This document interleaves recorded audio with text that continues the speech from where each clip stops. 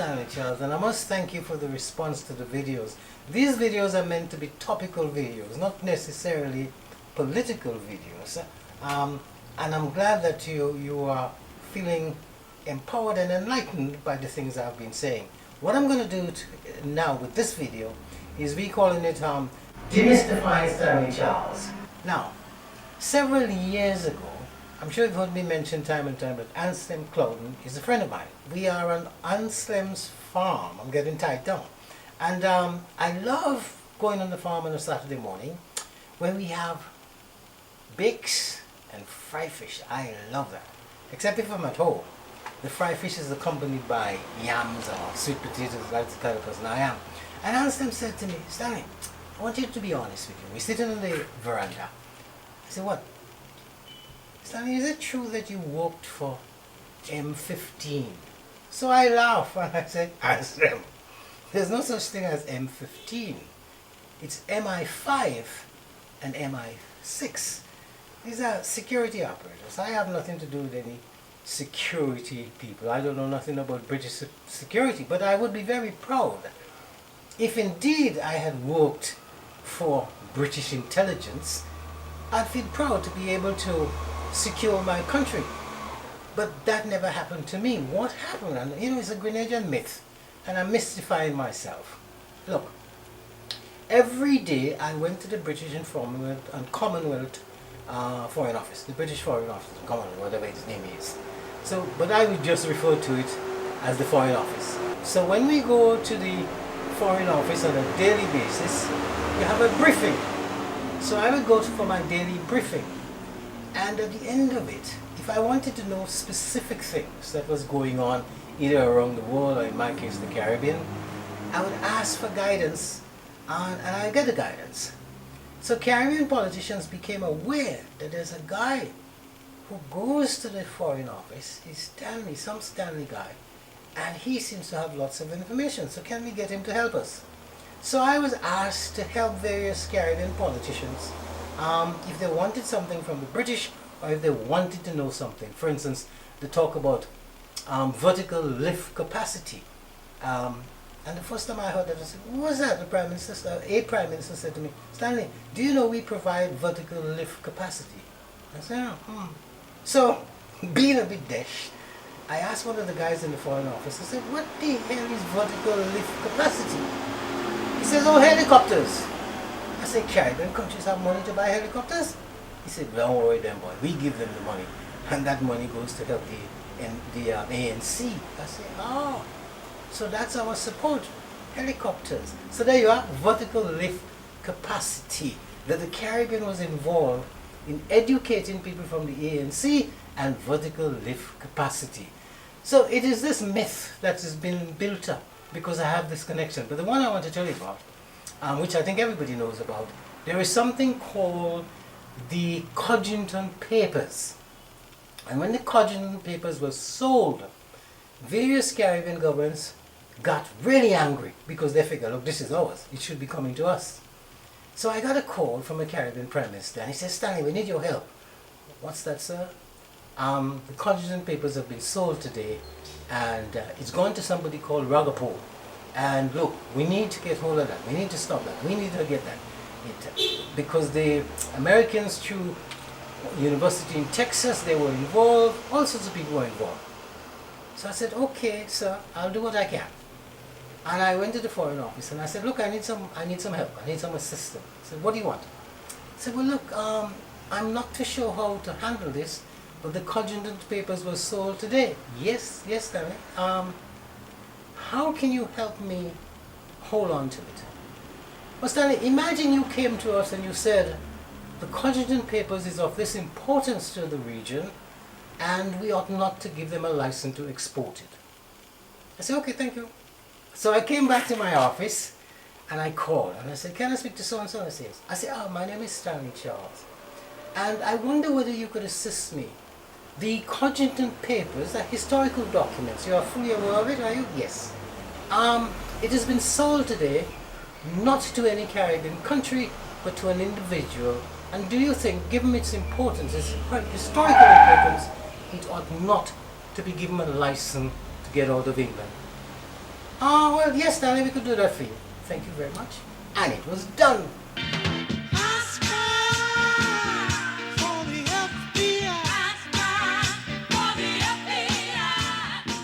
The budget, every year annually, of course this is not new to you, we have the budget.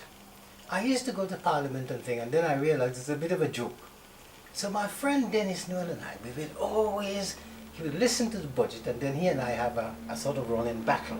Because I said, if you ever heard of a budget when it's been read, one of the things I would ask you to note is the back of the budget, what it says. That is when the Minister of Finance, or the Finance Minister, anyhow you want to put it, is thanking the countries and the donor agencies. And Grenada is a beggar. So here's Grenada standing with its bowl in its hand. Thank you, boss.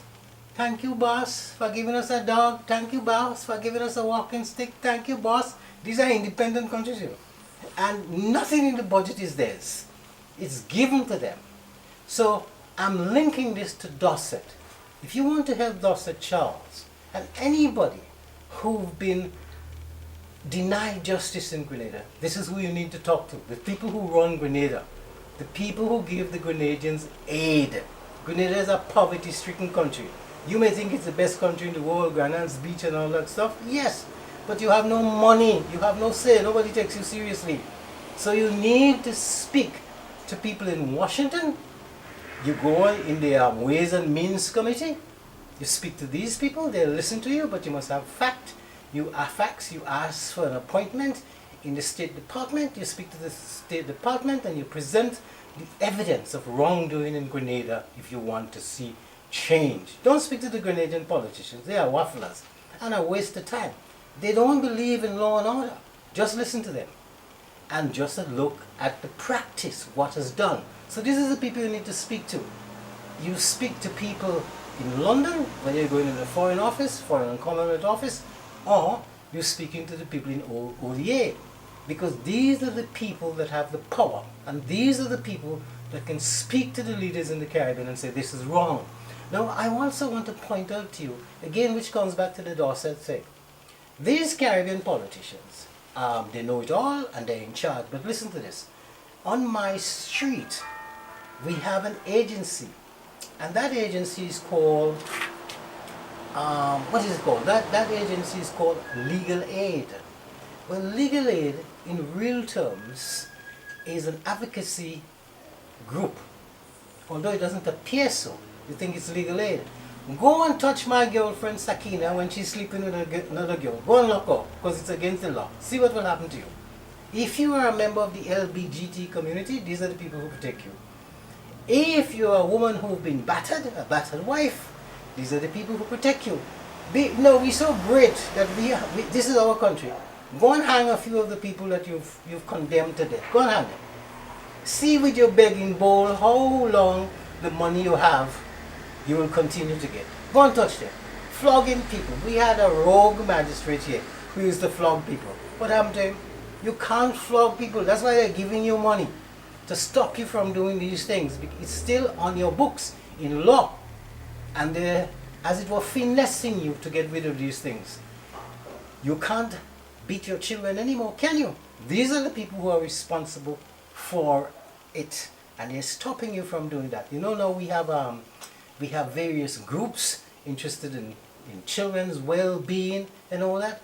These are the people who pay for it, not your government. Your government are just wafflers. They don't have any money and they don't care. So they are being told what to do, and this is how they're being told what to do. So you point out to them, look, justice is denied. What happened to Dorset Charles is not an accident. This Prime Minister of ours does not believe in law. He speaks about law, but just look at his track record. From the start when he just came into Grenada, look at his track record in something called the Central Garage. There was an inquiry out of that. There's a whole, I can't even list them, a list of things that this man has been involved with. And it all borders in terms of whether or not this is somebody who understands what it is to tell the truth. This is somebody who understands what it is to operate within the law. And that is how you bring him to bear. Don't talk to him. He wouldn't listen to you. Speak to the people who owns him, the people who runs him. And these people are in Washington. These people are in London. Do it right. F what you heard, F what you know. Listen, bringing the sound that they've been craving for a reason. Now I'll give you an example of how these things are so sad, and we can't do nothing about it, but must be aware of it. Notice if my brother is found with 2 pounds of ganja, he's arrested and he's charged with money laundering. This has nothing to do with our government. It has to do with a group called the Paris Club. And the Paris Club says, hey, what's up with your black people? They want to rise above their station. They want to sell ganja and make money, buy a house, educate it. This can't happen. So you make sure you charge them with money laundering. They can't account for the money and we take the money off them. That is why you see this is happening. It's not the government. It is the Paris Club, and they need to go to the Paris Club. Boss, we need debt forgiveness. Boss, we need help. We need a haircut, boss. So this is the boss turn around and say, why, no problem. Your people do not legalize ganja. Make sure you do not legalize ganja. And they must have no role to play in the economy. You understand that? Yes, boss. And that's how you have the Paris Club. You don't see them. That is why my brother, your sister, your cousin is charged with money laundering. Summertime, come on, in the Isle of Spice. Let's go, Spice Island, summer. Remember, I'm demystifying Stanley Charles because there is this mysterious thing that I'm associated with MI5 or MI6 or CIA or whatever. So listen to this. I'm in my father's, as the Nigerian movies say, I'm in my father's house. We having lunch, we have a guest. Dr. Keith Mitchell, Grace Duncan.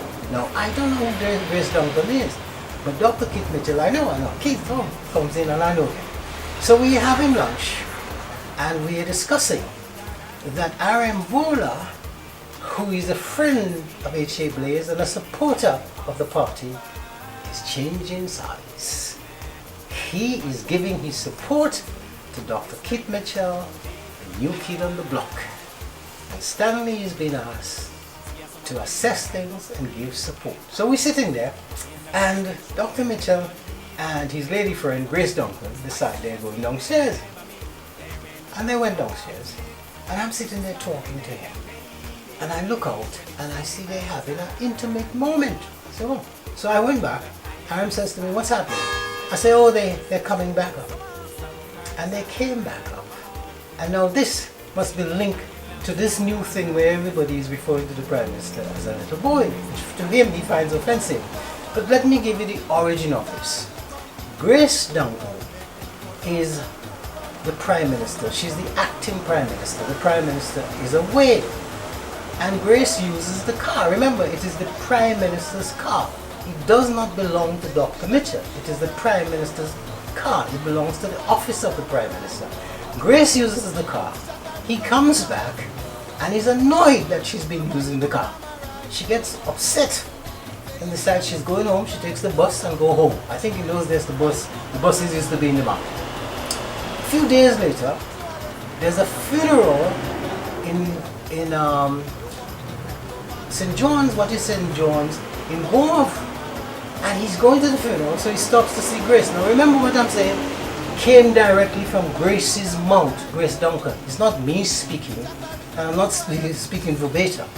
Now, he goes to see Grace and repeats the thing to Grace that she's not to use that car. That car is his car, the Prime Minister's car. She's not Prime Minister. Grace is so annoyed that Grace basically told him, piss off, you're a damn little boy. And she marches him out of the house. And she says this is on public record. I haven't made that up. And that's why that thing come about he's a damn little boy. It's Grace. And remember, as I pointed out, with the luncheon at RM home, these people had an intimate relationship. Little boy, you do damn alright. No work, no food tonight. You playing big and you feel you bright. No work, no food tonight. Little boy, you do damn alright. No work, no food tonight. Now here's a little bit about my my pet, Radio Labe. Now here's what's going on. And really, if you want to know the details of Radio Labe, Troy Garvey and Jay, which is John Phillip, anytime you see them, ask them. If you ask Troy about Radio Labe, you will see another side of Troy you've never seen. Troy gets annoyed and mad because he knows what's happened to Radio Labe. He was the one who was supposed to chaperone Dominica's Prime Minister at the time, Eugenia Charles, to come to Grenada for the opening of the station. So I am in London and I get a call saying, look Stanley, the politicians want to close down the station even before it comes on the air. Dr. Francis Alexis is annoyed and he is leading the charge. So Dr. Alexis is in London and I go to the High Commission and I said, Dr. Alexis, can I have a word? And he said, fine. I said, I understand from my friends in Grenada that you want to close down the radio station. He says, Stanley, I have no problem with you. I have no problem with you having a radio station. But you see that bowler boy? I don't like that boy at all. I say, Dr. Alexis, you are familiar with the construction of Grenadian family, aren't you? He said, yes. I said, well, look, my name is Stanley Charles. Well, my father is R.M. Bowler. This life is not for honor. When you're striving, hoping to die for honor. Glory see Makwana. When you're thirsty and they be no cabana. So here's a nice piece. I'm walking in the street as usual, and this fancy car comes up. I could see it's a Bavarian Motorworks, because these days it's either you drive Bavarian Motorworks, which is BMW, Blackman Wagon, or of course you drive a Merc. And if you are a member of the Mercedes tribe, then I suppose you're supporting Hamilton, Lewis Hamilton. Isn't he a great driver? So here we are, windows down, and a young lady says to me, hello, Mr. Charles. So I stop. Hi, Mr. Charles. You've been rather unkind to the Bar Association, haven't you? I said, really? She says, yes. You claim that we can't hear, we're deaf, and we don't do things we ought to do. By which time now she's out of the car. I said to her, well look, the Bar Association, do you think I've been unfair to them? Is that what you say? Yes, I think you've been unfair to us. I said, okay, well I can put that right if you think I've been unfair. But listen, the Bar Association in Grenada stood back when Wildman was wrecking the system.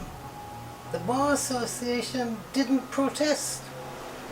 I said, but I'm quite happy to be balanced, because you are right. The Bar Association took the lead in making sure that a judge who was appointed to Grenada, who never got his wages, and whose car was stuck on the port, the Bar Association fight to see that he got his wages and he was reassigned. The Bar Association did that. But the Bar Association never told the public what was going on. I mean, I knew what was going on because I had friends who were lawyers. Okay, so the Bar Association did that. That's true, and I grant you that. The Bar Association, my dear, haven't done much more. You are right. The Bar Association expressed their concern about the length some of the cases was taken, but that was taken from the OECS court. The OECS was concerned about that, and the Bar Association married that. Okay, fine. And then the Bar Association, I suppose this is where we're going, the Bar Association moved, and they moved quickly, but at the same time, you had a judge here who had a very active libido, and she got herself engaged with lots of the young girls. The young girls had no hiding place, and you shipped her out. So yes, I am prepared to say that the Bar Association at some stage did a lot of work. But also, can I not point out to you that there is a history of the Bar Association in being in the pocket of whichever Prime Minister happened to be there at the time being. I hope you find that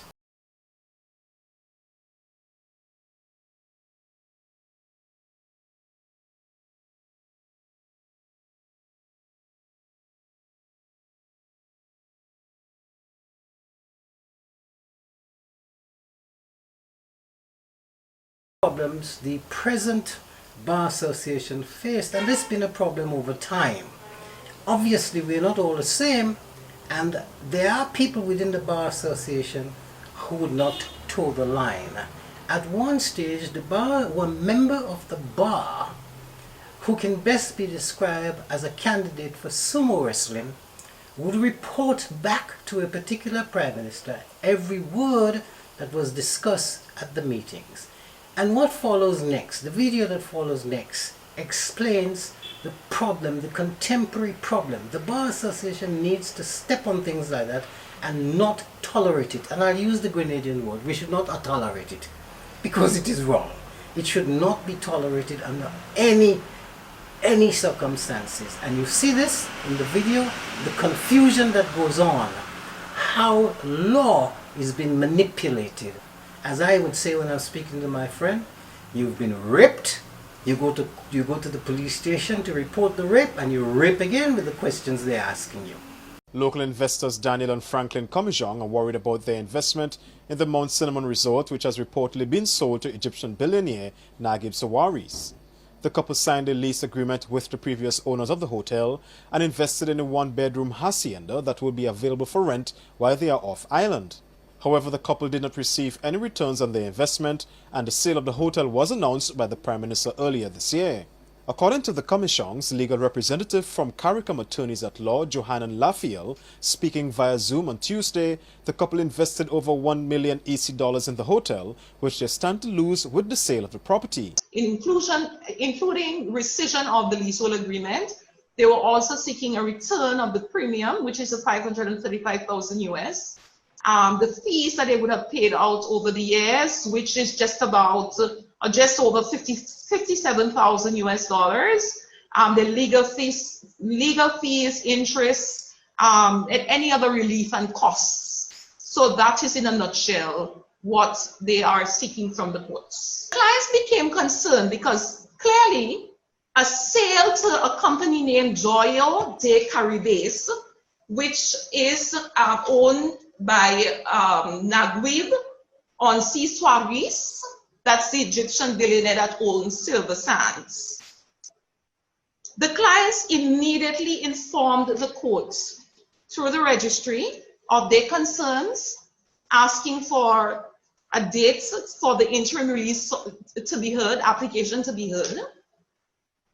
This matter came on, and when I say the matter, I mean the application, came on for hearing on 16 December 2019. One of their biggest concerns, Lafiel says, was that the sale of the hotel would be finalized before the court decides in the matter in favor of the Commission's. Upon hearing the application, we moved to indicate to the courts our concern that this sale, this pending sale, could actually go forward before trial, before, judgment or award is satisfied or given in the matter even.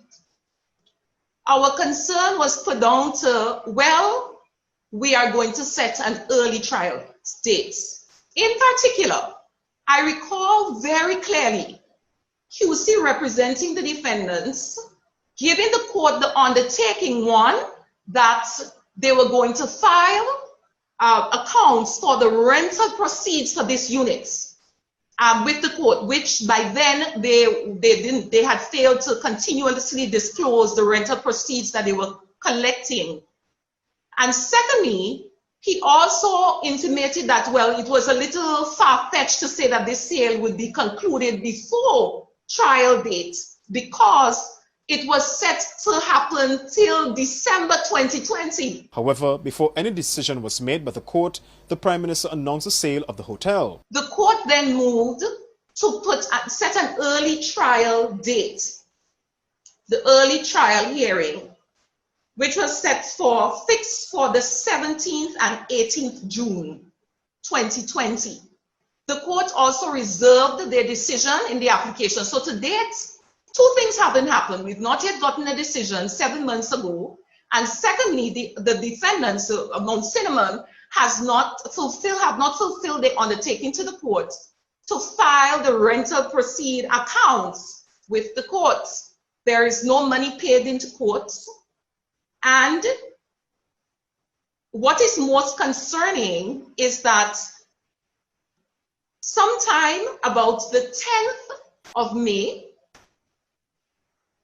the good Honorable Keith Mitchell, Prime Minister of Grenada, during press conference, indicated that Mount Cinnamon was sold to this Egyptian billionaire in a $350 million US deal. Tension high, you see, and you want to know why the Grenadian youths are angry? The youths are angry because they know you are still trying to give away Cameroon Park, locking out Graniton Lake, and leasing away Annandale Falls. The youths are angry when they hear that the Chinese now own Manhattan, Hillsborough, and Livera.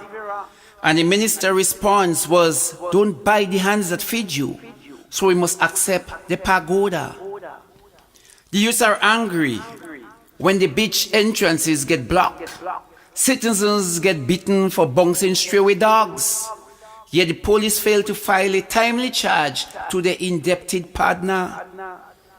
The youths are angry when teachers hosted Teachers Can Cook in Batway. Then a foreigner can call the police, who shut down the music irrespective of the culture anyway. The youths are angry when you cancel the role of the Public Service Commission and all interviews for Imani, Traffic Warden, and Education Ministry are processed in the political constituency. The youths are angry when President of the Senate referred to Carnival as nonsensical, yet gave silent support for the blocking of public workers and their gratuity, while he wear his wig proudly representing the Queen and her monarchy. The youths are angry when you call a permanent state of emergency, making wheels and deals secretly, trying to push us back in the days of slavery, keeping us hungry and blocking our MoneyGram money. The youths are angry because the man that tried to kill Panorama has just hosted Friday Soca, dishing out big dollar while carnival activity is cancelled for all other. The youths are angry because they are second-class citizens in their own country, where there is politics without political discourse, politicians without political passion and morals, parliamentarians without conviction and principles, opposition members without visions and plans to oppose, leaders that are spineless, permanent secretaries that work against the ministries and country, Grenadian ambassadors that do not like Grenada. Yes, the youths are angry. They are very angry. They are very angry indeed.